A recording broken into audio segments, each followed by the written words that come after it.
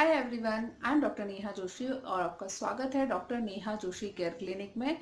आज का वीडियो मैं दूसरे मोबाइल से शूट कर रही हूँ, तो प्लीज़ मुझे पहले तो ये बताइएगा कि इस वीडियो की पिक्चर क्वालिटी आपको कैसी लगी, पहले से अच्छी या बेकार।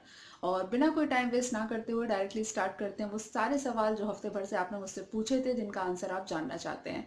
तो स्टार्ट करते हैं। Let me open it. हाँ, पहला तो ये है कि हैशटैग माई क्वेश्चन, क्या ये टैबलेट शुगर कोटेड है? ये जेरीफोर टैबलेट के लिए सवाल किया था। मैंने जेरीफोर टैबलेट की सारी इंडिकेशन और जो कुछ भी था उसके बारे में स्टडी किया, बट उसमें ऐसा कहीं भी नहीं लिखा कि शुगर कोटेड है या नहीं है। तो आई थिंक ये शायद नहीं है। अगला सवाल है हैशटैग माई क्वेश्चन, एम के महावीर महावार ने क्वेश्चन पूछा है, मैम हार्ट को हेल्दी कैसे रखें, इसके बारे में बताएं। ये टॉपिक बहुत इलेबोरेटेड वाला वीडियो टॉपिक है, जिसके बारे में डिटेल में बताना चाहिए मुझे। स्टार्टिंग के लिए आपको बस बताती हूँ कि हार्ट को मेंटेन रखने के लिए सबसे ज़्यादा इम्पॉर्टेंट चीज़ है वो है टेंशन का कम लेना।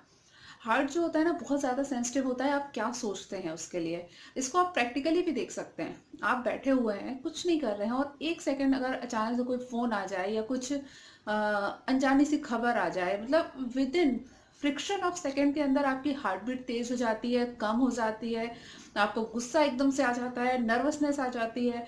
अक्सर आपने देखा होगा ऐसा होता है एग्जाम में।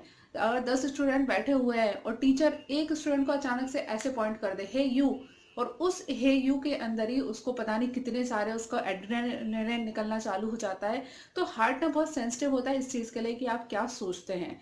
तो अगर आप हार्ट को एक्टिवेट और हेल्दी रखना चाहते हैं तो सबसे पहली चीज़ तो अपने जो सोचने का प्रोसीजर है उसको थोड़ा सा कंट्रोल करिए, टेंशन लेना कम करिए, और मेडिटेशन करिए, बाकी एक्सरसाइज करनी है और खाने पीने का ध्यान रखना है।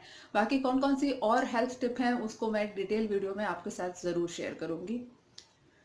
अगला सवाल पूछा है समीर खान का। Hashtag my question, you are giving always good suggestion, thank you ma'am, you are so sweet, I like you so much. Thank you so much Sameer Khan, आपका सपोर्ट करने के लिए बहुत ज़्यादा धन्यवाद। अंकित शर्मा ने सवाल किया है, ma'am from last couple of month very bad smell liquid comes from anus causing itching, what should I do? Anus के थ्रू स्टूल पास करने की जो रास्ता होती है वहां से इचिंग का होना और डिस्चार्ज का होना बहुत ही क्लासिकल सिम्टम होता है कि आपको एनाल फिस्टुला है, जिसे आयुर्वेद में भगंदर कहा जाता है। ये भगंदर एलोपैथी के हिसाब से सर्जिकल डिसीज होती है, इसमें आपको सिर्फ सर्जरी करानी है। आयुर्वेद में इसकी दो चिकित्सा होती है, या तो आप इसका छाड़ सूत्र करवा सकते हैं, जो कि एक आयुर्वेद डॉक्टर होंगे वो करेंगे, या फिर आप मेडिसिन के द्वारा इसको ठीक कर सकते हैं। पहली चीज़ है कि मेडिसिन के द्वारा ही इसको ठीक करने की कोशिश करनी चाहिए, और बहुत ज़्यादा अगर दिक्कत है तो छाड़ सूत्र पर जाना चाहिए। छाड़ सूत्र खुद से नहीं किया जा सकता, इसमें एक स्पेशल थ्रेड होता है जिसमें बहुत ज़्यादा क्षार लगा हुआ रहता है, उसको फिस्टुला के अंदर डाला जाता है, जिससे धीरे धीरे, क्योंकि क्षार जो होता है वो इन्फेक्शन को खत्म करने का काम करता है, तो धीरे धीरे करके वो इन्फेक्शन वहां से पूरा खत्म हो जाता है। तो ये छाड़ सूत्र आपको घर पे नहीं करना है, आयुर्वेद डॉक्टर से जाके मिलके करना है। घर पे आप मेडिसिन ट्राई करना चाहें तो आयुर्वेद की मेडिसिन होती है त्रिफला गुग्गुल। त्रिफला गुग्गुल भगंदर को ठीक करने के लिए बेस्ट मेडिसिन है। इसके साथ में आपको चंद्रप्रभा वटी, संजीवनी वटी भी लेना चाहिए। तो ये तीन चीजें हुई, त्रिफला गुग्गुल, चंद्रप्रभा वटी और संजीवनी वटी। इन तीनों को दो दो टैबलेट तीनों की निकाल लें, पीस कर आपको सुबह शाम गर्म पानी के साथ प्रयोग करना है। ये चीज करिए, फायदा होगा। और तुरंत में आराम पहुंचाने के लिए आप कोई भी पेन किलर मेडिसिन ले सकते हैं। अगला सवाल है अक्षदीप सिंह का। हैशटैग मैम प्लीज आप डेली बाथिंग में अगर हो फेस पर सोप अप्लाई करते हैं जैसे लाइफ बॉय वगैरह, मतलब सीधा ही जानना चाहते हैं कि अगर फेस पर हम रोज साबुन लगा रहे हैं तो उसका कोई साइड इफेक्ट तो नहीं है। कोई साइड इफेक्ट नहीं है अगर आपकी स्किन बहुत ज्यादा सेंसिटिव नहीं है तो। मतलब हजारों सालों से फेस वॉश तो अभी यूज में आए हैं ना, हम पहले तो साबुन का ही इस्तेमाल करते थे। तो ऐसा कुछ नहीं है, कोई साइड इफेक्ट नहीं होता है, लेकिन आपकी स्किन की सेंसिटिव सॉरी, आपके स्किन के कितने सेंसिटिव है इसके ऊपर डिपेंड करता है। तो आपकी जो स्किन टाइप है उसके हिसाब से आप चूज कर सकते हैं। अगर कोई रिएक्शन नहीं होता है तो मेरे ख्याल से इसका कोई ऐसा साइड इफेक्ट नहीं है। राहुल शाक्य ने सवाल किया है, मैम मुझे बहुत ज़्यादा ज़ोर से खर्राटे आते हैं, जिसके कारण कभी कभी ट्रेन या प्लेन जर्नी में दूसरे नींद आने पर बहुत ही एम्बैरेसिंग कंडीशन हो जाती है। ज़्यादा खर्राटे आना, मैं इसको एक डिटेल वीडियो में आपके साथ ज़रूर डिस्कशन करूंगी। स्टार्टिंग के लिए आपको मैं 2 एडवाइस देती हूँ। पहली चीज़ तो दिन में 3 से 4 बार नाक के अंदर आपको अणु तेल डालना है।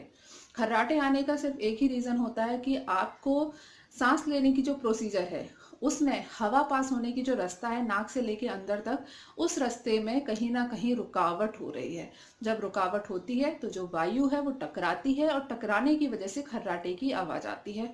तो इस चीज को दूर करने के लिए, उस ऑब्स्ट्रक्शन को दूर करने के लिए नाक के अंदर कैस्टर ऑयल डाला करिए। कैस्टर ऑयल या अणु तेल, दोनों में से कुछ भी डाल सकते हैं। कैस्टर ऑयल आपको लोकल कहीं पे भी मिल जाएगा, किराने की दुकानों पे। अणु तेल आपको आयुर्वेदिक मेडिसिन स्टोर पे मिलेगा। तो ये चीज आप करिए, आपको फायदा होगा।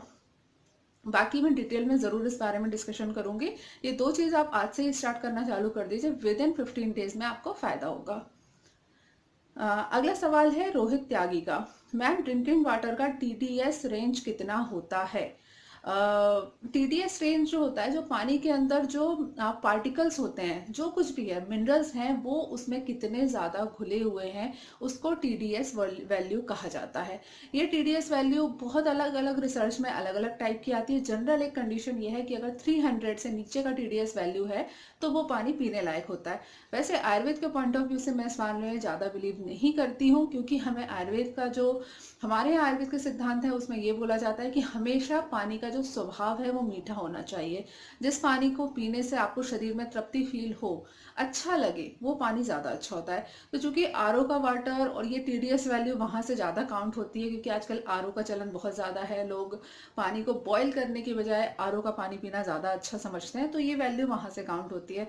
मैं पर्सनली इस पर बिलीव नहीं करती। मेरे यहाँ जो क्लिनिक पे पेशेंट भी आते हैं, भले ही वो आरओ का पानी पीते हैं, फिर भी मेरी एडवाइस ये होती है कि आप ये पानी छोड़कर पानी को बॉईल करिए, उसके बाद छान कर ठंडा कर कर ही आपको पीना है।